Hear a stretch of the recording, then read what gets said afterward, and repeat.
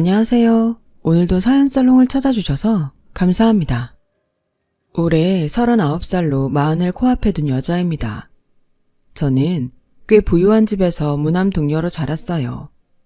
아버지와 어머니가 모두 의사시고 친가도 외가도 모두 형편이 좋은 편이라 감사하게도 살면서 큰 어려움이 없었어요. 그리고 아버지는 치과, 어머니는 산부인과 전문의로 현재까지 같은 병원에서 재직 중이신데 워낙에 두 분 다 어릴 때부터 공부밖에 모르는 사람들이라 연애가 아닌 중매로 만나 결혼하게 되었어요. 서로 처음 보자마자 비슷한 구석이 많아서 호감을 갖게 되었다고 하셨어요. 그 결과 6개월도 되지 않아 결혼을 하셨죠. 두 사람 다 이미 의사가 되었음에도 뭘 그리 공부할 것이 많고 또 일에 욕심이 많았는지 갓 결혼을 한 후 서로 자식은 아들, 딸 상관없이 하나만 낳자고 합의를 했는데 그 아이가 저였어요. 주변 사람들은 애 어른 할 것 없이 저에게 어머, 너는 엄마 아빠가 모두 의사셔서 좋겠다. 돈도 많지? 라고 하며 부러워했는데 솔직히 집에 경제적으로는 여유가 많은 건 사실이었지만 항상 바쁜 부모님 때문에 저는 정서적으로 외롭게 자랐는데요. 왜 아니겠어요. 두 분 다 그렇게 일하는 걸 좋아하고 서로 그걸 존중해주는 걸요. 그래서 아주 어릴 땐 집안일과 저를 돌보는 이모가 상주하셨고 어떨 땐 저를 돌봐주는 이모가 사실은 진짜 엄마가 아닐까? 혼자 엉뚱한 착각을 했었을 정도였어요. 하지만 그 시간도 영원하진 않았고 제가 중고등학교에 다닐 때에는 일주일에 3번 청소하는 도우미 이모들이 집에 왔는데 그마저도 제가 학교에 가고 없는 시간이라 언제나 제가 하루 일과를 끝마치고 집에 들어오면 집에는 아무도 있지 않았어요. 저는 늘 빈집에 들어가는 것이 싫었고 그래서인지 묘한 반발심에 일부러 공부도 대충대충 했고 빈집에 들어가는 것이 싫어서 밖에서 시간을 보내기도 했어요. 하지만 반항도 누군가 봐주는 사람이 있어야 할 수 있는 거 아시나요? 그렇다고 저는 부모님의 관심을 끌기 위해 경찰서를 들락날락할 정도의 배포는 없었거든요. 그렇게 저의 반항기는 아는 사람 없이 끝이 나고 말았어요. 솔직히 앞으로 부모님과는 그다지 가깝게 지낼 수 없을 거라고 생각했고 포기하고 체념했는데 그제야 하는 일에서도 조금 여유가 생긴 엄마가 어느 틈에 훌쩍 커버린 저를 보고 지난 날을 미안해 하시더라고요. 진심을 다해 늦게나마 신경 써주시려고 노력을 하는데 꽁꽁 얼어붙어 풀리지 않을 거라고 생각한 제 마음이 눈 녹듯 녹아버리지 뭐예요. 그때 제 나이가 18살이었어요. 그때 알았어요. 사람 마음이 간사하다는 거. 사실은 제가 바라던 것이 엄마의 그런 정성 어린 관심이었던 거죠.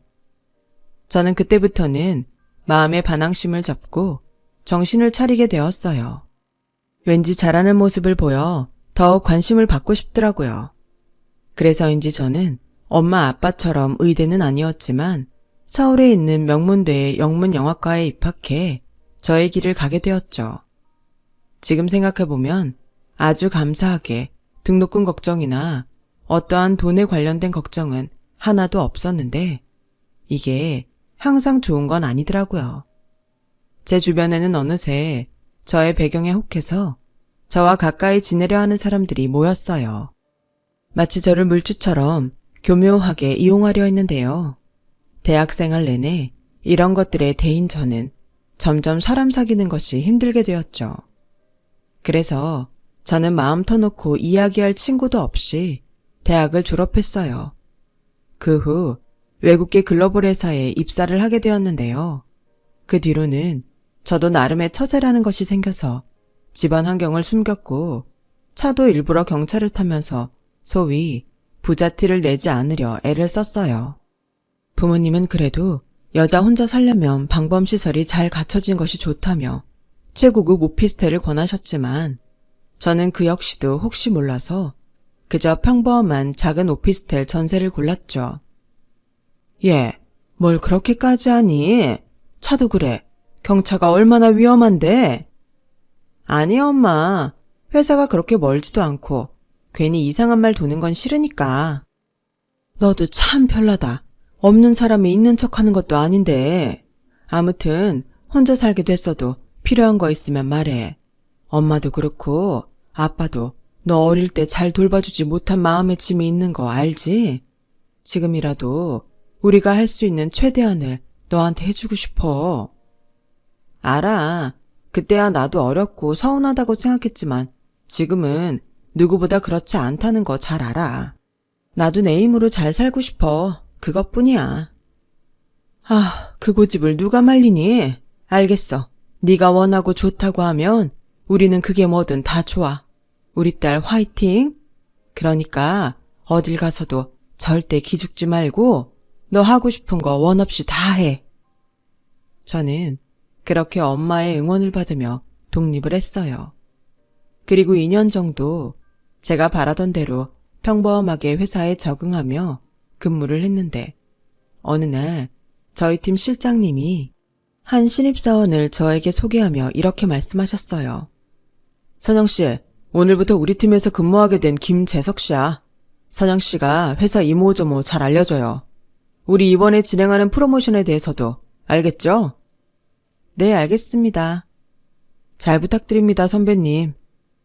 선배님이라니. 저는 그 말이 나쁘지 않았어요. 아니, 오히려 신선했죠. 대학생활 동안 심심치 않게 들었던 말이었는데도 이상하게 다르게 느껴지더라고요. 그렇게 만난 신입사원은 저와 동갑이라는 사실에 저희는 빠르게 친해졌고 그게 2년이 되었는지 서로 좋은 감정을 갖게 되었는데 1년이 채 되지 않아 자연스럽게 연인 사이로 발전하게 되었어요. 그 사람이 저의 전 남편이란 작자이고 그때 당시는 이 관계가 최악의 관계로 변하게 될 줄은 미처 예상하지 못했어요. 저는 남편의 사수로서 이모저모 남편에게 신경을 써주고 있었지만 승진을 앞두고 있었어요. 엄마 아빠의 피를 물려받아 그런지 저 역시 일욕심이 많았는데요. 당시 남자친구였던 남편은 그런 저를 참 살뜰히 챙겨줬어요. 평소 외로움을 많이 탔던 저는 저를 잘 챙겨주고 마음을 써주는 남편이 참 고마웠고 다른 변변치 않았던 연애에 비하면 남편은 정말 흠잡을 곳이 없었기에 은근 결혼을 한다면 이 남자랑 하고 싶다는 생각을 하게 되었죠. 연애를 시작한 지 1년이 되던 해에 지금 당장은 아니더라도 결혼을 하자고 이야기를 나누기도 했어요. 그렇게 연애 4년. 저는 마땅한 타이밍에 이미 부모님 두 분 다 의사라고 이야기를 했어요. 남편은 처음엔 놀라는 듯 보였지만 평소랑 다른 점이 없이 저를 대해주었어요. 반면 남편은 이렇다 하게 내세울 것이 없는 집의 장남이었는데 연애 기간이 길어지다 보니 남편의 집에서 먼저 저를 보고 싶다고 했고 남편에게는 1살 어린 여동생이 있었는데 그 여동생도 오빠와 연애하는 저를 퍽 궁금해한다고 하더라고요. 그래서 저는 긴장은 좀 됐지만 남편의 권유로 한정식 집에서 난생 처음 시댁 가족들을 보게 되었는데요. 나름 긴장을 많이 하고 간 자리였지만 첫 만남부터 시어머니와 시누이는 그리 첫인상이 좋지 않았어요. 듣자 하니 집이 좀 사는 것 같던데 그럼 결혼하면 집에서 뭘 해주신대요? 네? 아직 그런 말은 부모님과 한 적이 없는데요. 어머, 여자나이 29살이면 마음이 급해야 정상인데 부모님들이 당신들 사는 게 바쁘다고 딸한테 너무 신경을 안 쓰네. 난 나보다 우리 애들이 우선인데? 엄마, 여기 언니 부모님은 의사시잖아. 바쁜 게 당연하지. 의사가 뭐 대수야? 아무리 의사여도 자기 자식은 챙겨야지. 솔직히 의사도 돈 버는 직업일 뿐 돈을 아무리 많이 벌면 뭐해? 자식을 잘 키워야지.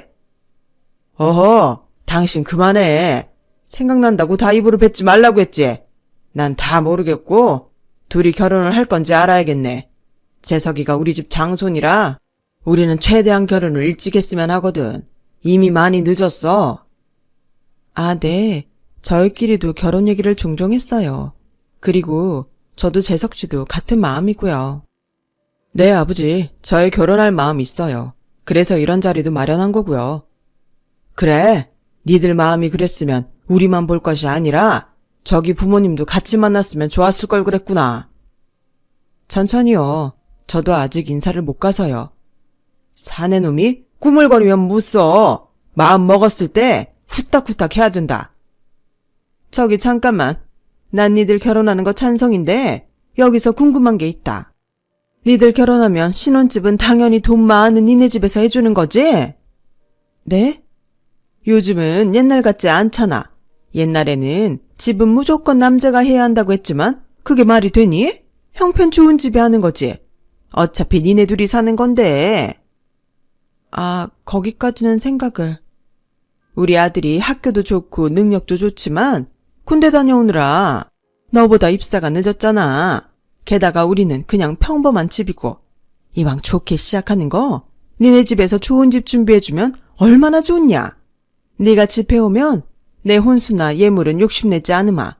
그냥 남 보기 부끄럽지 않게 네 시아버지 양복이랑 내 혼주 한 번만 해줘. 그때 알았어요. 시어머니는 물질에 굉장히 예민하고 욕심이 많다는 걸요.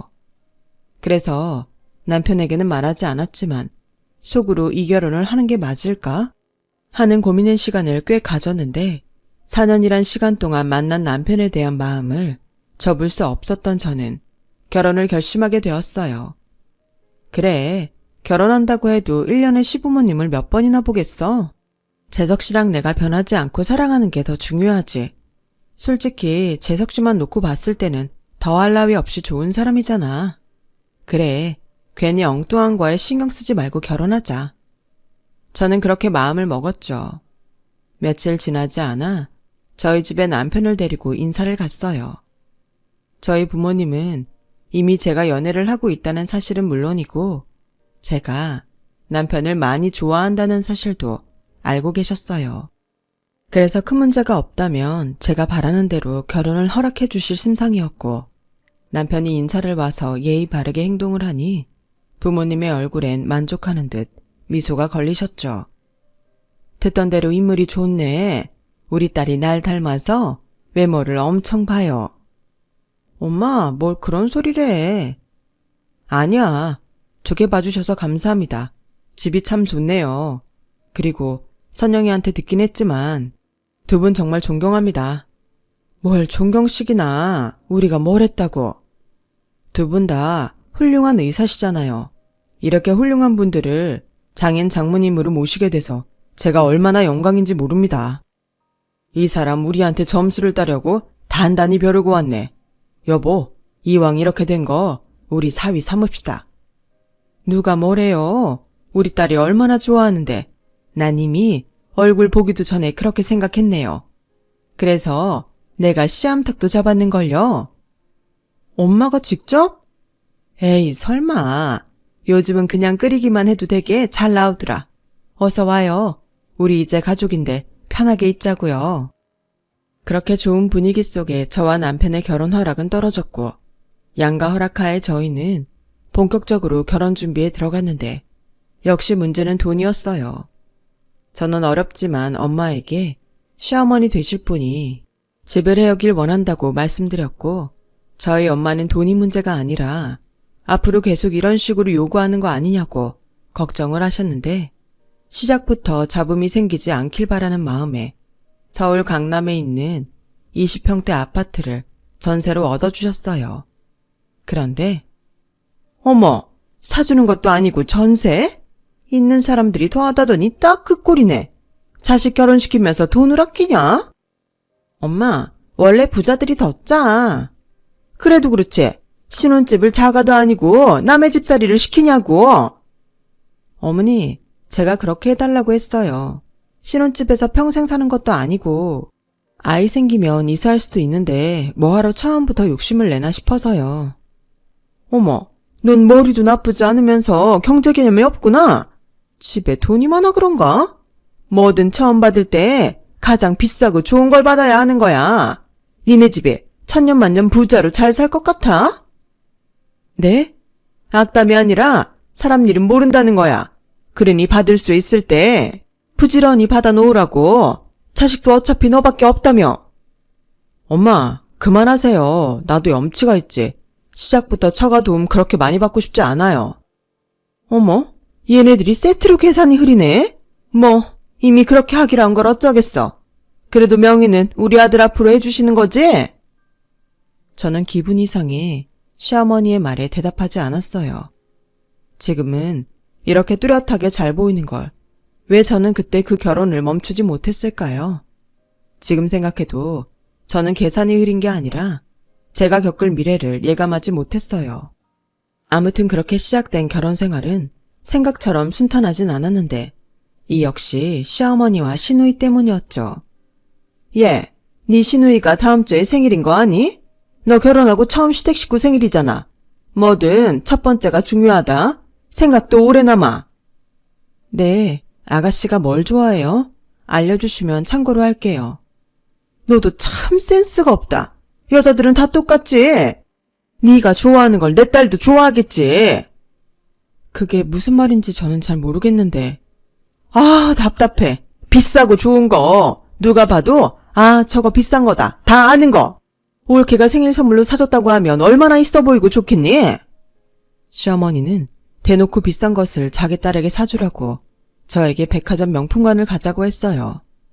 뭐 제 마음이 좋다면 충분히 해줄 수도 있는 거지만 이렇게 억지로 끌려가 돈을 쓰게 되니 절대 좋은 마음이 들지 않더라고요. 그래서 저는 백화점 모 명품 브랜드 매장에 들어가 100만 원대 중반의 작은 가방을 골랐고 시어머니는 마음에 들어 하지는 않으시는 눈치였지만 저는 그걸 무시하고 계산해버렸어요. 어차피 돈은 제가 내는 거였으니까요. 그리고 자기도 뭐 하나 사줄까 하는 눈으로 한눈에 봐도 비싸 보이는 가방을 만지작거리고 있었는데 그 모습을 보니 저도 심술이 나서 다 됐으니까 가시죠 라고 말해버렸네요. 그 후 저는 시어머니에게 손이 작다, 속도 좋다 라는 황당한 말을 듣게 되었고 시누이 역시 어떤 기대를 한 바가지를 한 건지 제가 준 명품 선물에도 얼굴이 삐죽삐죽했어요. 그렇게 저는 시어머니와 시누이에게 미움을 사게 되었어요. 그들이 무슨 말을 하든 무슨 행동을 하든 무시해버렸는데요. 제가 그러면 그럴수록 시어머니와 시누이는 제가 자기들을 무시해서 그런다며 더욱 악질적으로 변해갔어요. 솔직히 이렇게 될 줄 알았다면 그 명품 선물도 하지 않는 건데 마음 같아서는 도로 뺏어오고 싶었지만 가족 사이에 거기까지 가면 그땐 정말 개싸움이 될 것 같아 남편을 보고 참았어요. 또 시아버지는 그래도 말이 통하는 부분이 있었는데 며느리에 대한 본분 어쩌고 정도만 제가 잘 지키면 딱히 저에게 뭐라고 하지 않으시기에 그래도 내신 남편과 시아버지는 제 편이라고 생각했었네요. 그렇게 결혼하고 1년이 되었어요. 저는 그 사이 일도 바빴어요. 시어머니와 시누이와 관계 회복을 위한 그 어떤 일도 일어나지 않았기에 시댁에는 정말 가지 않으면 욕먹는 날에만 가게 되더군요. 그 역시 시어머니는 그런 저를 마음에 담아두고 자기 기분 나쁠 때면 저에게 전화를 걸어 시비를 거셨어요. 예, 너 인생 그렇게 살지 마. 돈 좀 있다고 이게 시애미를 무시해? 너 어서 임신하고 회사 관둬라. 어디 며느리가 시집을 났으면 애를 가질 생각을 해야지. 내 친구 며느리는 자기 시어머니한테 차도 사주고 해외여행도 보내준다고 하던데 너는 돈 많다고 그렇게 자랑을 하면서 어째 나한테 뭐 하나 베푸는 게 없니? 네가 그래놓고 내 며느리라고 할 수 있어? 친정이 잘 살면 뭐해? 뭐 하나 오는 게 없으니? 너 돈 많다고 한 거 뻥친 거 아니니? 저 맹세코 남편을 포함한 시댁 식구에게 돈 많다고 한 번도 얘기한 적 없어요. 그런데 시어머니는 제가 돈 자랑은 그렇게 하면서 뭐 하나 해주는 거 없다고 말씀하시더군요. 또 당신 마음에 드는 물건이나 돈의 액수가 아니면 받았다고 생각도 하지 않으시기에 어느새 저는 뭘 사드리고 싶은 마음도 없어져 버렸어요. 그래서 그렇게 시비를 거는 전화가 올 때면 한껏 바쁜 척을 하며 어머니 죄송해요. 저 지금 회의 들어가야 해서 다음에 얘기해요. 라고 끊어버렸는데요. 그럼 또 자기 전화를 그따위로 받았다고 저녁에는 저희 집으로 출동을 하셨어요. 내가 정말 화가 나서 참을 수가 없어서 왔다. 넌 학교 다닐 때 어른한테 지켜야 할 예절이나 도덕 같은 건 안 배웠니? 그럴 리가요. 당연히 배웠죠. 근데 어머님이 말씀하시는 예의랑 제가 생각하는 예의는 좀 다른 것 같아요.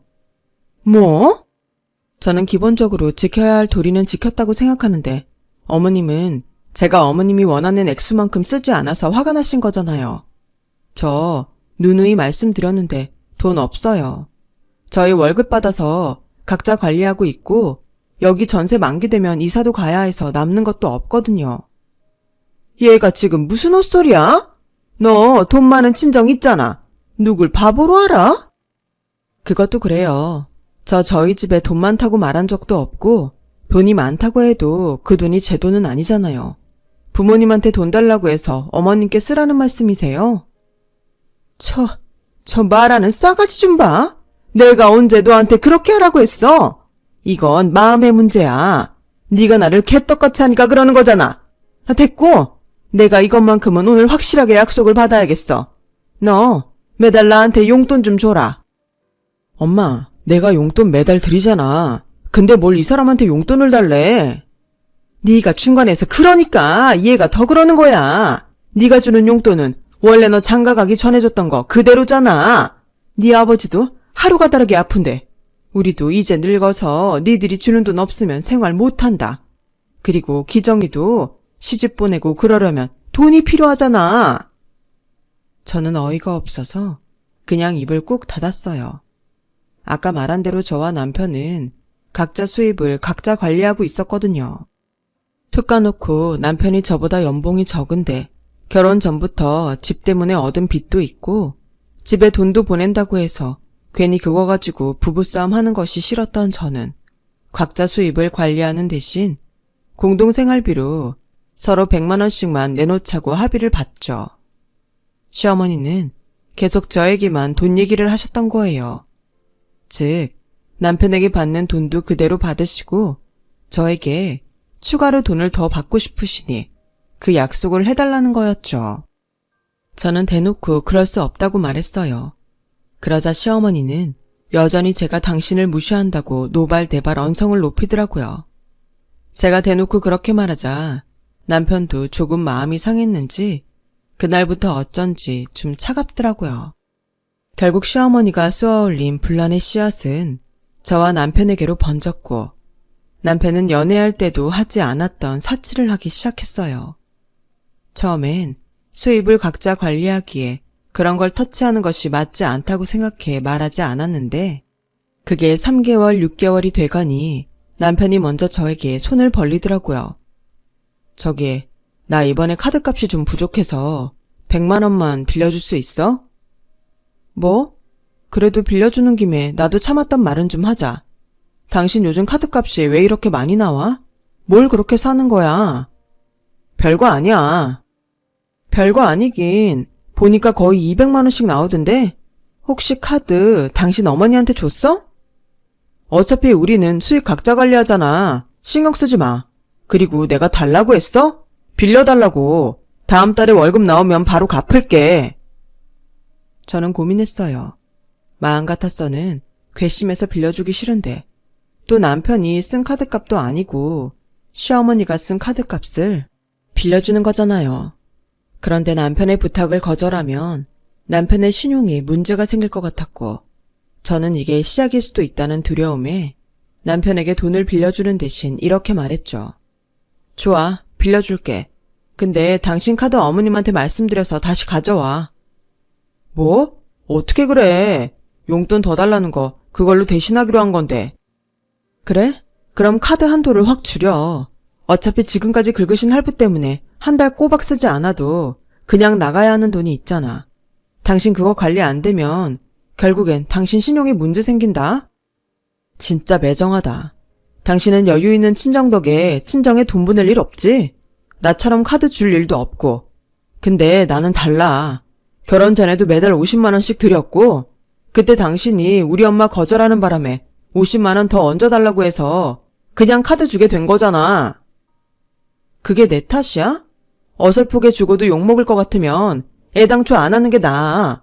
그때 당신도 그럴 형편 안 됐으면 거절을 했어야지. 아무튼 나한테 부족한 카드값 빌리고 싶으면 그렇게 해. 막말로 이번 달만 부족하겠니? 남편은 제 말에 자존심이 상한 듯 보였어요. 그래도 다른 방도가 없으니 저에게 돈을 빌렸고 시어머니가 쓰는 자기 카드의 한도를 100만 원으로 줄였는데 이미 한도가 꽉꽉 찬 카드로 밖에 나가 쇼핑을 하다 망신을 당한 시어머니는 무슨 빚쟁이 빚받으러 온 듯 회사로 들이닥치는데 이혼 생각이 절로 나더라고요. 그래서 계속 이렇게 영 아니다 싶으면 저도 어쩔 수 없다고 생각하고 며칠 벼르고 있었는데 금방이라도 또 다른 문제가 터질 줄 알았던 시어머니는 신기하게도 회사를 찾아온 다음 날부터 아주 조용해지셨어요. 저에게 따로 전화하는 일도 없고 명절과 생신 같은 시댁에 갈 일이 있어도 남편이 중간에서 중간 역할을 아주 잘해서 무탈하게 다녀오곤 했죠. 저는 실망했던 남편을 다시 보게 됐고 다시금 사이가 좋아졌는데요. 한 가지 사건으로 그간 알지 못했던 시어머니의 비밀을 알게 되었어요. 저는 여전히 경차를 타고 다녔어요. 다른 건 모르겠지만 유지비가 저렴해서 참 좋더라고요. 그래서 회사 입사 때 뽑은 경차를 계속 타고 다녔는데 이게 연식이 오래되다 보니 한 번은 길에서 서는 일이 있었고 그러다 경미하지만 교통사고를 당하게 되었는데 친정엄마가 그 사실에 많이 놀랐는지 손을 벌벌 떠시더라고요. 얘 괜찮니? 그러게 너 내가 진작에 차 바꾸라고 했지. 경차는 위험하다고 했잖아. 엄마 놀라게 해서 미안해. 연식이 오래돼서 그렇지 차는 괜찮아. 아니야 엄마가 안 괜찮아. 엄마 아까 진짜 애 떨어지는 줄 알았다니까. 엄마는 말을 해도 산부인과 의사가 그런 말을 하면 어떡해. 넌 지금 농담이 나오니? 됐고 너 태어나면 당장 엄마랑 차 바꾸러 가자. 네 아빠도 너 당장 차 바꿔주라고 아주 난리야. 괜찮은데? 내가 알아서 적당한 걸로 바꿀게. 됐어. 너 또 돈 생각할 거잖아. 그냥 엄마 아빠가 해주는 거니까 받아. 괜찮은데? 저는 그렇게 2주 만에 퇴원하고 그 길로 엄마를 따라 차를 사러 가게 되었는데요. 엄마가 저를 데리고 간 곳은 벤츠 매장이었어요. 처음엔 이건 너무 과하다고 엄마를 말렸는데 저도 사람인지 좋은 차를 보니 욕심이 생기긴 하더라고요. 또 막상 차에 타보니 그동안 탔던 차와는 완전히 달랐어요. 사고의 기억이 많이 남았던 때라 안전에 관한 옵션들에 마음이 움직였어요. 그리고 이왕 받는 거 엄마 기분 좋으라고 엄청 오버하며 좋은 티를 팍팍 냈는데 엄마가 그런 제 모습을 굉장히 좋아하시더라고요. 이렇게 좋아할 거면서 기집애. 그러게 좋긴 좋더라. 그래서 벤츠 하나 봐. 그래 뭐 안전도 안전이지만 솔직히 비싼 차를 타야 다른 차들도 조심해주니까 덜 위험해. 진짜 끌고 와서 바꿔줄걸. 에이 이렇게 바꿨잖아. 한두 푼도 아니고 고맙고 죄송해요. 아빠한테도 잘 타겠다고 꼭 전해줘. 이미 너 좋아 죽는 거 다 말했다. 아빠가 그 모습이 더 짠하대. 우리 딸 시집가서 좀 고생하는 것 같다고. 네 시어머니 요즘도 그렇게 돈돈거리니? 아니야. 요즘은 무슨 바람이 불었는지 안 그러셔. 그리고 재석씨가 중간에서 엄청 애도 쓰고. 앞으로도 요즘 같으면 진짜 소원이 없겠다니까. 그렇다면 다행이다. 엄마는 사실 좀 마음이 불편했어. 그럼 이제 너 애 가질 준비도 하게. 언제 엄마 병원으로 와. 애도 너무 늦게 가지면 힘들어. 알겠어. 안 그래도 슬슬 애기 생각하고 있었거든. 저는 그렇게 친정엄마와 좋은 시간을 보내고 집으로 왔어요. 그리고 얼마 후에 신차가 나왔고 저는 차 받을 생각과 병원도 갈 겸 휴가를 냈는데 생각보다 시간이 많이 남아서 집에 들어가 샤워를 하려고 욕실에 들어갔어요. 그날이 저희 결혼 기념일이었거든요. 원래는 남편과 조촐하게 식사나 하면서 보내려고 했는데 친정에서 모처럼 함께 좋은 곳에서 저녁을 먹고 좋은 호텔을 잡아주신다고 하셔서 남편과 따로 밖에서 만나기로 했거든요. 그런데 제가 욕실에 들어가 5분 정도 지났을까? 문 밖에서 비밀번호 누르는 소리가 들리더니 현관문이 열리길래 저는 당연히 남편으로 알았고 욕실에서 나가려고 하는 순간 시어머니와 시누이의 목소리가 들려와서 정말 깜짝 놀라고 말았어요. 그리고 그들이 나누는 대화에 저는 더욱 경악을 금치 못하게 되었죠. 엄마, 오빠가 그러는데 새언니 친정에서 차 바꿔줬대. 벤츠라나? 뭐라고? 그 비싼 차를 네 새언니만 사주는 거야? 우리 아들은 안 바꿔주고? 차를? 게다가 벤츠인데? 새언니도 진짜 이상해. 집에 그렇게 돈이 많은데 왜 그런 똥차를 타다 사고 가나? 나도 걔 진짜 이상해. 무슨 청승을 그렇게 했더니? 난 진짜 이해할 수가 없어. 엄마, 여기 벤츠 키 있다. 새언니 집에 있나?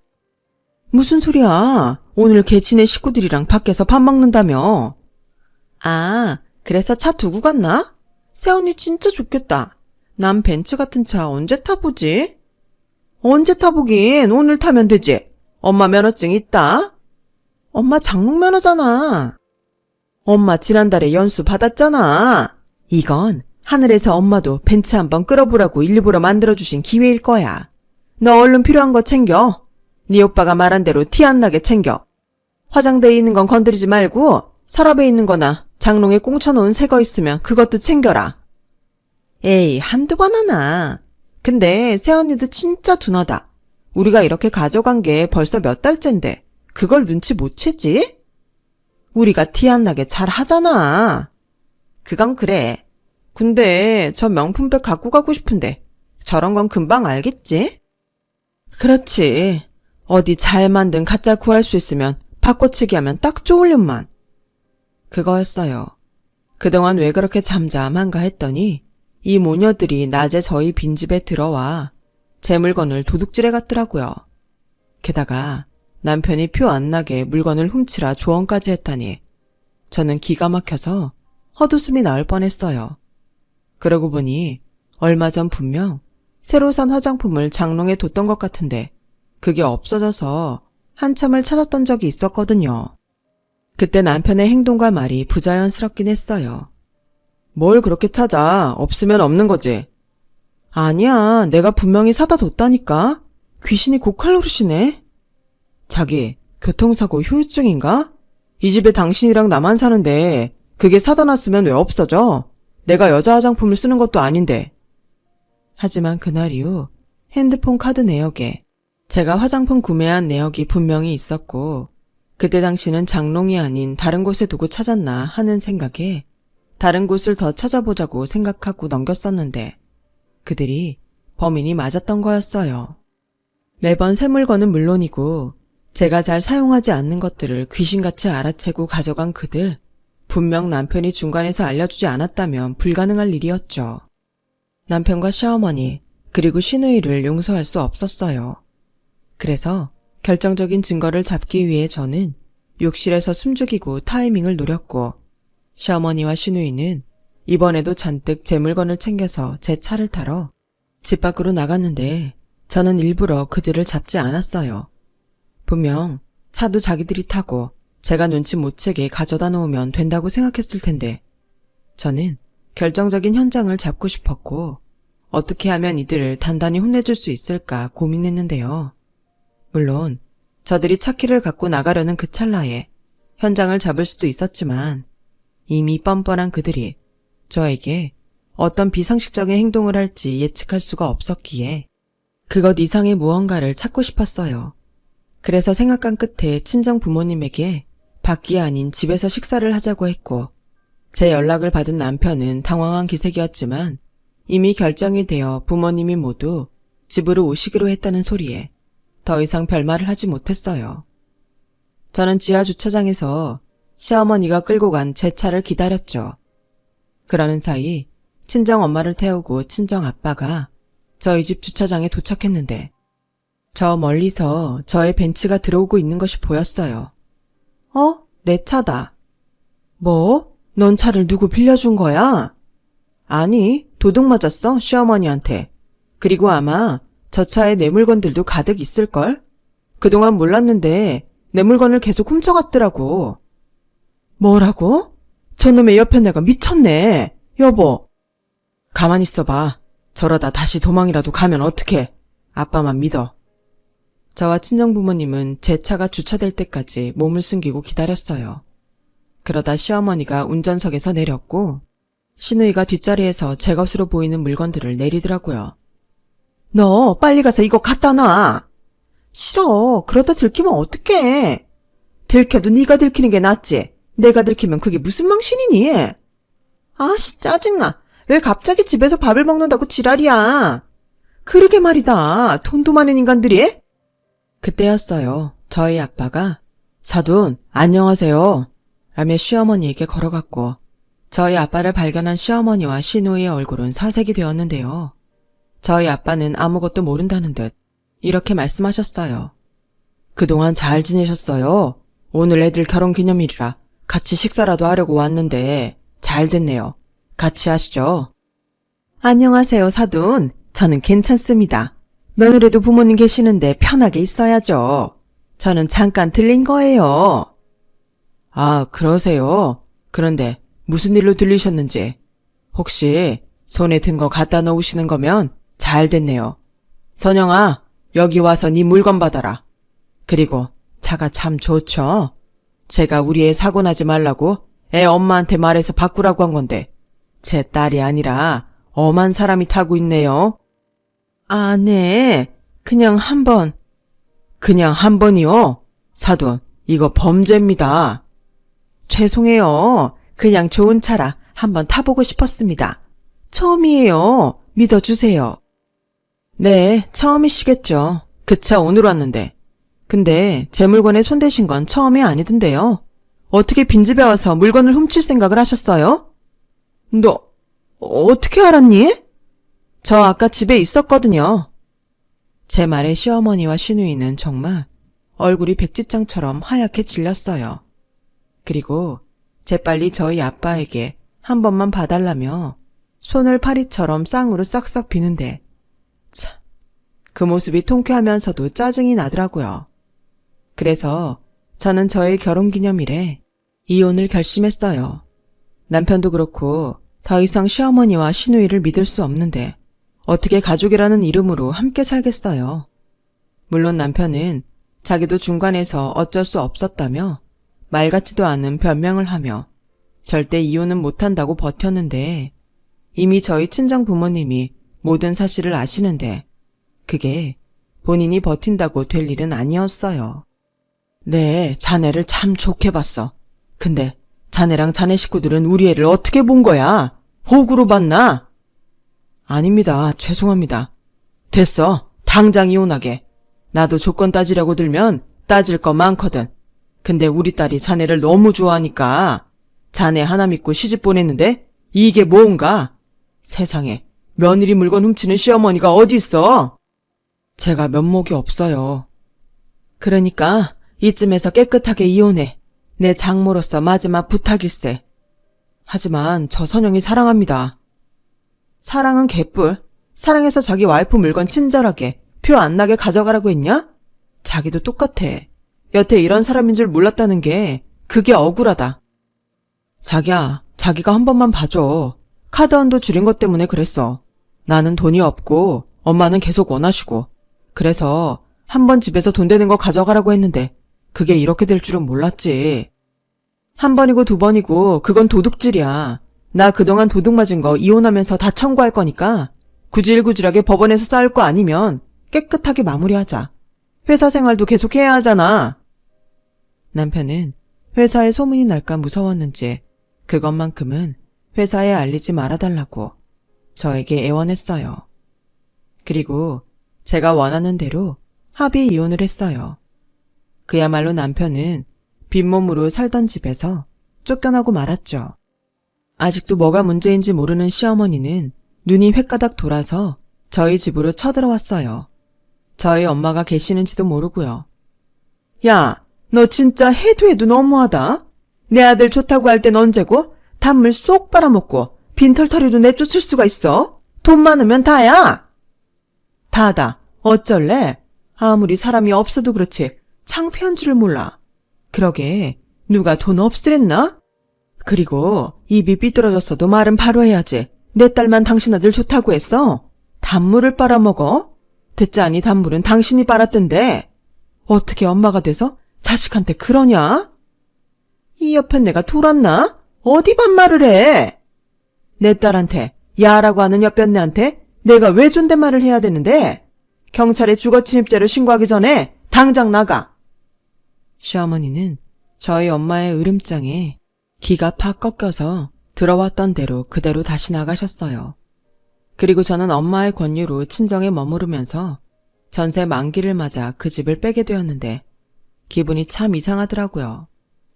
보통 연애할 때는 아무런 문제가 없던 사람들이 결혼만 하면 그렇게 싸울 일이 많다고 하더니 그게 저의 일이 될 줄은 정말 몰랐어요. 그리고 다시 한번 세상에 좋은 사람을 만나는 것이 참 어렵고 힘들다는 생각을 하게 되었어요. 돈이라는 것이 원래 그런 건가요? 저희 집은 재벌처럼 돈이 많은 건 절대 아니에요. 그저 어떤 기준에 빗댔을 때 여유가 있는 정도죠. 그게 많다고 하면 많고 적다고 하면 적은 것인데 참 씁쓸하네요. 그래서 저는 생각을 바꾸게 되었어요. 이미 한번 해본 결혼에 더 이상은 미련도 없고 더 넓은 세상을 경험하며 또 어떤 의미에선 편견 없는 사람들을 만나고 싶다는 생각을 하게 되었거든요. 그러는 사이 저는 아무 말도 하지 않았는데 남편은 회사에서 계속 저를 보는 것이 힘든지 자기 손으로 사표를 냈더라고요. 저는 전혀 개의치 않고 해외에 있는 본사에 자리가 났다는 소식에 파견 근무를 신청했어요. 그리고 바로 얼마 전 해외 파견이 결정되었어요. 누군가는 제가 이혼하고 상처받아 떠나는 줄 아는 사람도 있을 것 같은데 저는 지금 아주 설레는 기분으로 이곳을 떠날 준비를 하고 있네요. 비록 저희 부모님은 조금 서운해하시는 눈치지만 저의 결정에 이번에도 기꺼이 응원과 용기를 주셨고 저는 이번에는 정말 제가 원하는 행복을 찾기 위해 노력하는 시간을 가져볼까 해요. 저는 분명 그 행복을 찾고 말 거예요. 남을 의식하는 행복이 아닌 진짜 제가 원하는 행복을요. 지금까지 저의 사연 들어주셔서 고맙습니다. 여러분들도 여러분의 꼭 맞는 행복을 찾으실 수 있기를 진심으로 바랄게요. 여러분, 사연 댓글에 응원과 현명한 조언 부탁드려요. 좋아요와 구독은 저에게 큰 힘이 됩니다. 오늘도 좋은 일 가득하세요.